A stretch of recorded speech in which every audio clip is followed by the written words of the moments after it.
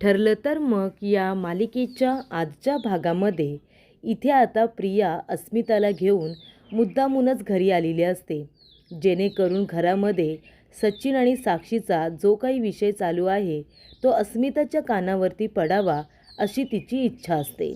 तेव्हा प्रेक्षकांनो, इथे प्रताप काका म्हणत असतात, त्या सचिनला बघितल्यानंतर तशीही माझ्या डोक्यामध्ये तिडीक जाते आणि आता तर हे नवीनच प्रकरण आपल्या समोर आलेलं आहे. हे शब्द अस्मिताच्या कानावरती पडल्यानंतर ती घाबरते. तिला असं वाटतं, आता पुन्हा सचिनने काय केलं? तेव्हा अश्विन म्हणत असतो, मी काय म्हणतो सायली वहिनी, अगं पण ती साक्षी शिखरे तर मेली होती ना, कशावरून तीच असेल? मला असं वाटतं ती दुसरी कुणीतरी साक्षी शिखरेसारखी दिसणारी मुलगी असेल.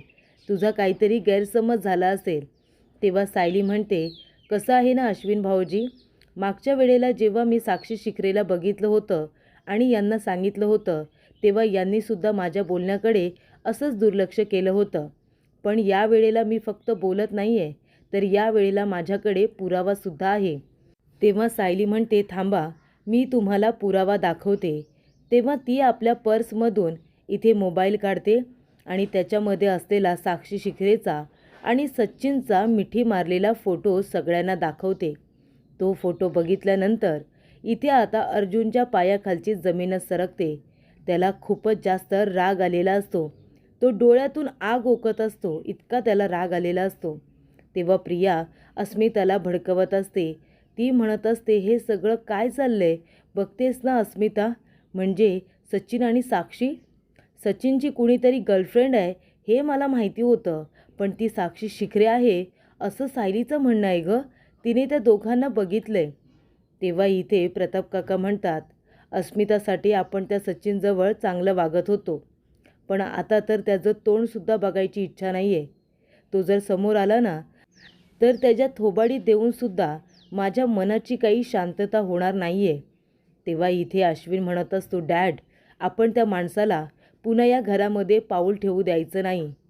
तेव्हा प्रताप काका म्हणतात, त्या माणसाला आता माझ्या अस्मिताच्या आयुष्यामध्ये मी येऊसुद्धा देणार नाही.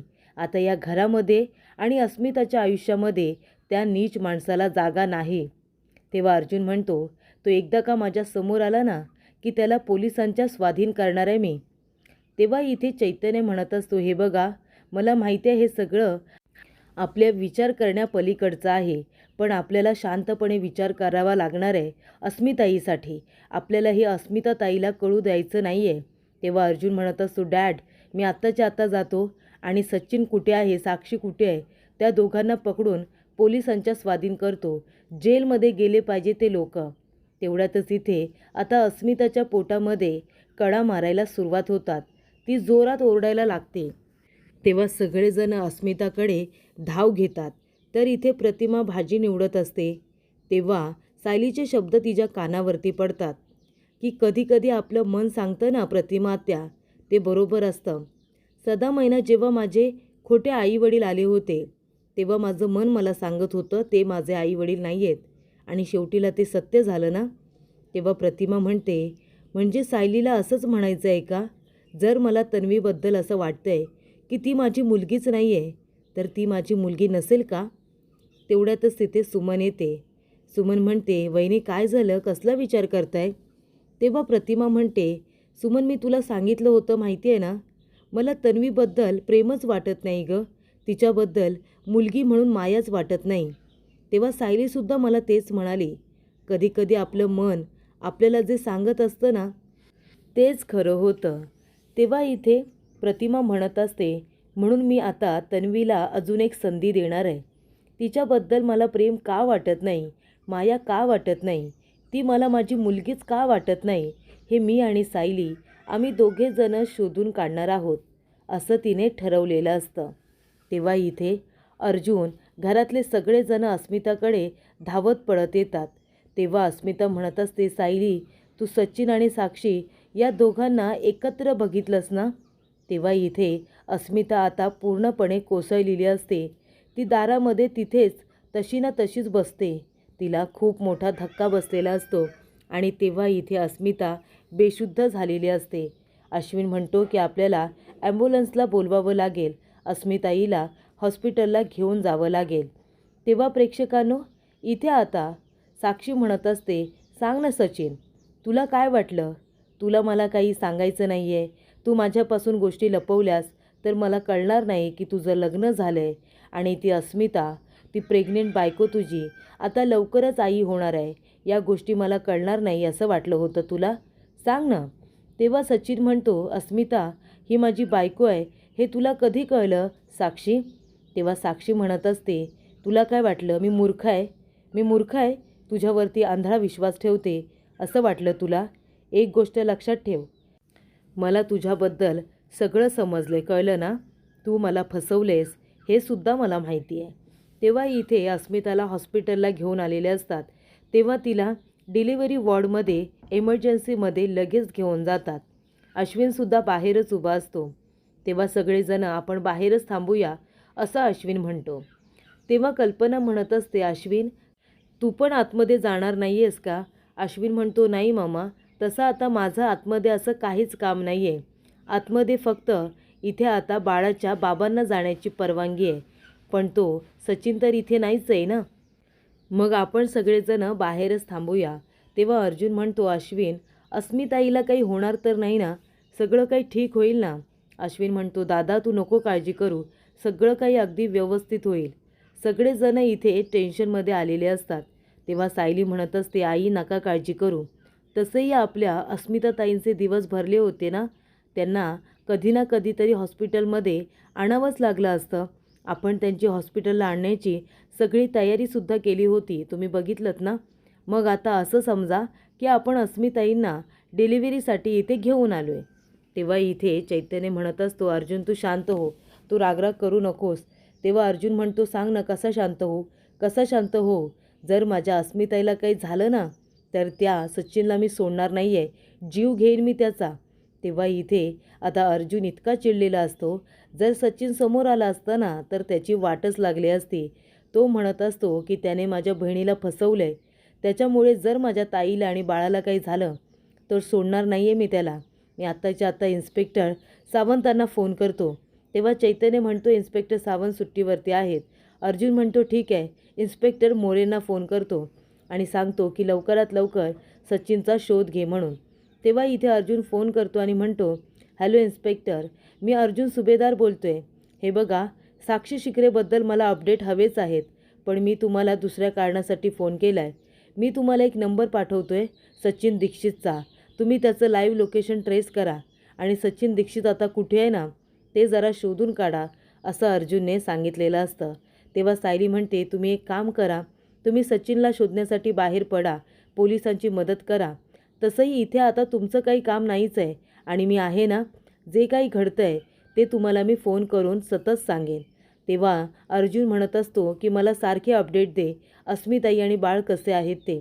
तेव्हा इथे सायली म्हणते, ठीक आहे. तर इथे साक्षी म्हणत असते, सांग ना सचिन, तू मला का फसवलंस? तुझं लग्न झालेलं हे मला का नाही सांगितलंस? बरं काही हरकत नाही, तू मला सांगितलं नाहीस, काही हरकत नाही, पण तू त्या अस्मिताकडे परत परत का गेलास? तुझं माझ्यावरती प्रेम आहे ना, आहे ना? तेव्हा सचिन म्हणतो, हो आहे. ती म्हणते, माझंही तुझ्यावरती प्रेम आहे, मग तरीसुद्धा तुला त्या अस्मिताकडे जावं का लागतं? का जावं लागतं? तेवढ्यातच इथे अस्मिताचं क्रेडिट कार्ड खाली पडलेलं असतं. तेव्हा साक्षी म्हणते, अच्छा हे क्रेडिट कार्ड, म्हणजे याच्यासाठी तू त्या अस्मिताकडे जात असतोस, ह्या क्रेडिट कार्डसाठी, बरोबर ना? तेव्हा इथे ती क्रेडिट कार्ड आता तोडून टाकते. सचिन म्हणतो, हे काय करतेस तू साक्षी? साक्षी म्हणते, काय करते म्हणजे काय? तुला पैसे हवेत का? माझ्याकडे मागता येत नाही तुला? पैशांसाठी त्या अस्मिताकडे जायची काय गरज आहे? तुला पैसे हवेत ना, मी देते तुला पैसे, मी. हे बघ, ती जाते आणि एवढे असे पैसे दागिने घेऊन येते आणि ते सचिनला दाखवते आणि म्हणते, हे बघ, हे सगळं तुझ्यासाठी आहे, तुझ्यासाठी. पण हे बघ, माझी एक अट आहे, या पैशांना तू तेव्हाच हात लावायचा जेव्हा तू मला प्रॉमिस करशील की तू पुन्हा त्या अस्मिताकडे, तुझ्या बाळाकडे कधीही जायचं नाही, असं प्रॉमिस कर मला. तेव्हा इथे आता सचिन आपल्या मनामध्ये म्हणत असतो की चला, साक्षी थोडी विचित्र वागते, पण ह्या वागण्यामुळे तिने मला पैसे आणि दागिने दिलेले आहेत, तोपर्यंत हिचं हे वागणं मी सहन करतो आणि हे दागिने पैसे घेतो. तेव्हा इथे पोलिसांच्या येण्याचा आवाज आल्यामुळे साक्षी आता चेक करत असते खिडकी उघडून बघते तर काय पोलीस आलेले असतात. तेव्हा सचिन म्हणतो, काय पोलीस? हे बघ साक्षी, मला कुठल्याही प्रकरणामध्ये अडकायचं नाही आहे, मी आत्ताच सांगतो. ती म्हणते, थांब ना, बाहेर खिडकी आहे, आपण त्याने जाऊया ना. तेव्हा सचिन म्हणतो, आणि पोलीस असतील तर? तेव्हा साक्षी म्हणते, अरे हो, पोलीस असतील तर चारी बाजूने आपल्याला पकडू शकतात. तेव्हा ती एक आयडिया करते. ती आता गेलेली असते आणि कपाटामध्ये लपून बसलेली असते आणि कपाट त्याने बंद केलेलं असतं. तर इथे अशा पद्धतीने दोघेजण लपून बसलेले असतात आणि पोलीस बाहेरच शोधाशोध करत असतात, पण पोलिसांना कुणीही सापडत नाही. तेव्हा अर्जुन चैतन्य म्हणत असतात की सचिन कुठे गेला असेल? तो साक्षीबरोबर त्या साक्षीच्या घरी गेला असेल का? तेव्हा अर्जुन म्हणतो, ठीक आहे, तसंही एका माणसाने आपल्याला सांगितलं होतं महिपत शिकरेच्या घरातून कुणीतरी बाहेर पडलं होतं, आपण तिथे जाऊनच बघूया. तेवढ्यातच इन्स्पेक्टर मोरे यांचा फोन आलेला असतो आणि त्यांनी सांगितलेलं असतं की अर्जुन सर, आम्ही महिपत शिकरेच्या घरी गेलो होतो, तेव्हा तिथे आम्हाला कुणीही सापडलेलं नाही आहे, कुणीच नाही आहे तिथे. तेव्हा अर्जुन म्हणत असतो, बरं बरं ठीक आहे. अर्जुन म्हणतो की आता आपल्याला मोरेंनी त्याचं शेवटचं लोकेशन पाठवलेलं आहे. आता त्याचा फोन स्विच ऑफ आहे, पण शेवटचं लोकेशन आपल्याला भेटलं आहे. तर इथे सायली आता कल्पनाची समजूत घालत असते.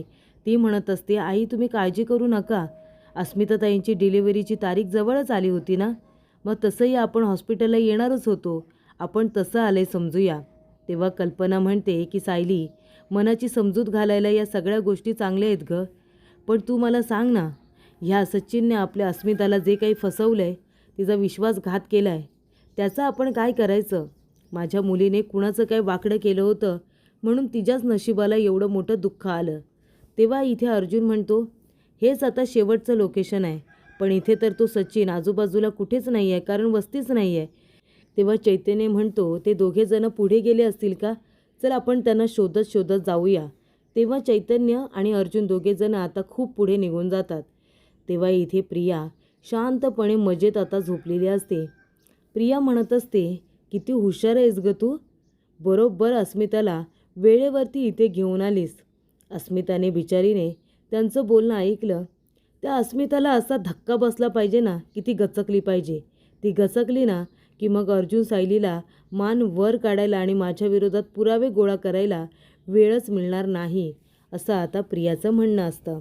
तेव्हा इथे अश्विन म्हणत असतो की डॉक्टर काय झालं, सगळं काही ठीक आहे ना?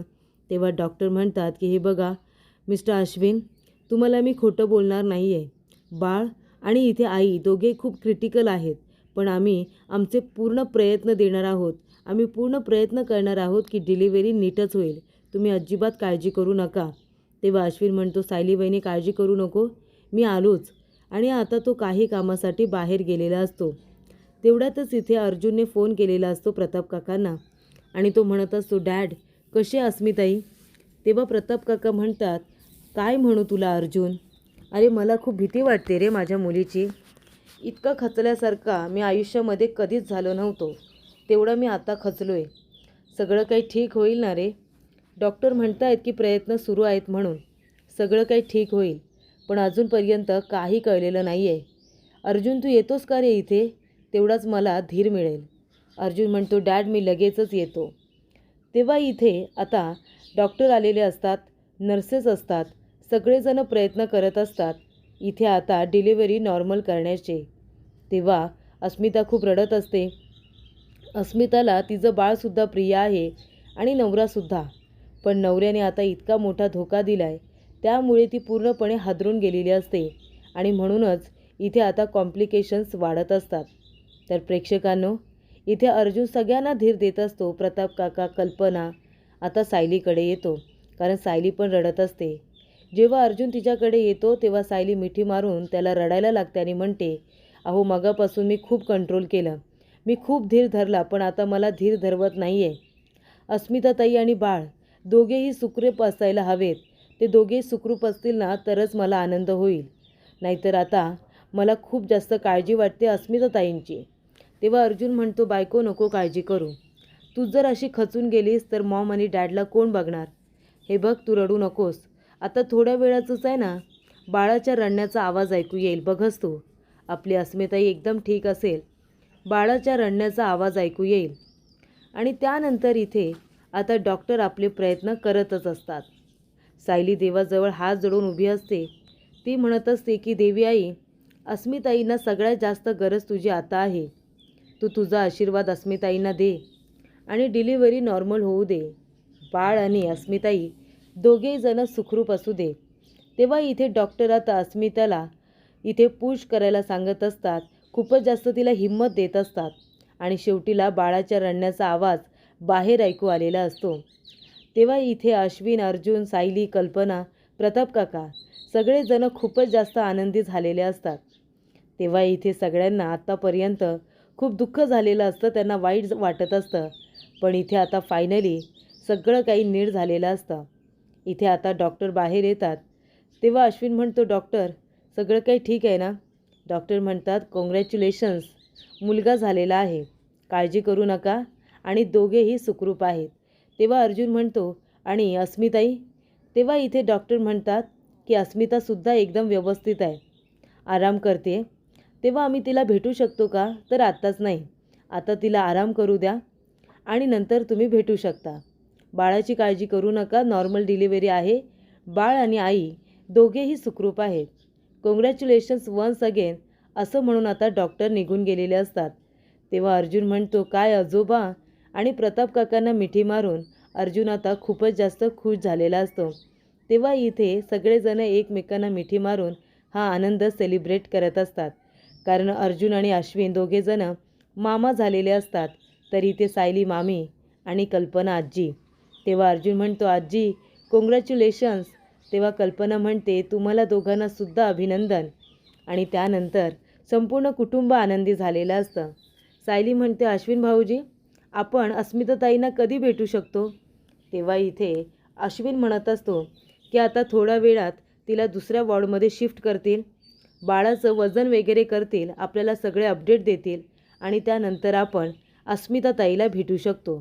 तेव्हा तोपर्यंत तुम्ही थोडेसे पेशन्स ठेवा, तिला दुसऱ्या वॉर्डमध्ये शिफ्ट केलं की आपल्याला भेटता येईल. तेव्हा इथे आता सगळं काही ठीक आहे, आता काळजीचं काही कारण नाही आहे. तेव्हा अर्जुन म्हणत असतो की मला तर असं वाटतं आहे, कधी मी एकदा बाळाला बघतो आहे, कधी एकदा बाळाला हातात घेतो आहे, मी तर त्याला दिवसभर माझ्या मांडीवरती घेणार आहे, अजिबात त्याला मी सोडणार नाही आहे. तेव्हा अश्विन म्हणतो, अरे हो हो दादा, अरे थोडासा धीर धर, अजून आपल्याला वेळ आहे बाळाला घेण्यासाठी. तेव्हा इथे आता अर्जुन, सायली हे दोघेही खूप जास्त आनंदी झालेले असतात अस्मितासाठी. तर पुढील भागामध्ये इथे आता सायली म्हणत असते, अहो तुम्हाला माहिती आहे का, हे सगळं मला आईंना आणि फक्त बाबांना सांगायचं होतं, पण ती प्रिया आहे ना, त्या अस्मिताताईंना घरी घेऊन आली आणि तेव्हा अस्मिताताईंनी सगळं काही ऐकलं. तेव्हा अर्जुन म्हणत असतो, याचा अर्थ बायको तुला कळतंय का, घरी जी काही चर्चा आहे ना ती अस्मिताताईच्या कानावरती पडावी अशीच प्रियाची इच्छा होती आणि म्हणून ती मुद्दामून अस्मिताईला परत घरी घेऊन आली लगेच. म्हणजे याचा अर्थ तिच्या केसकडून आपलं लक्ष दुर्लक्षित व्हावं, आपलं डिस्ट्रॅक्ट व्हावं आणि यासाठीच तिने हे सगळं मुद्दामून केलं, आपलं लक्ष वेगळीकडे वळवण्यासाठी. तेव्हा इथे अजून प्रिया किती नीचपणा करणार आहे काय माहिती, असं सायली म्हणत असते. तर इथे प्रिया सँडीला भेटते. तेव्हा इथे सायली म्हणत असते, हा तर सँडी आहे. तेव्हा अर्जुन म्हणतो, सँडी म्हणजे प्रियाचा बॉयफ्रेंड? तेव्हा सायली म्हणते, हो. तेव्हा इथे अर्जुन म्हणत असतो, अच्छा, जर हा प्रियाचा बॉयफ्रेंड आहे तर याला भेटलंच पाहिजे, असं आता अर्जुनने सायलीला सांगितलेलं असतं.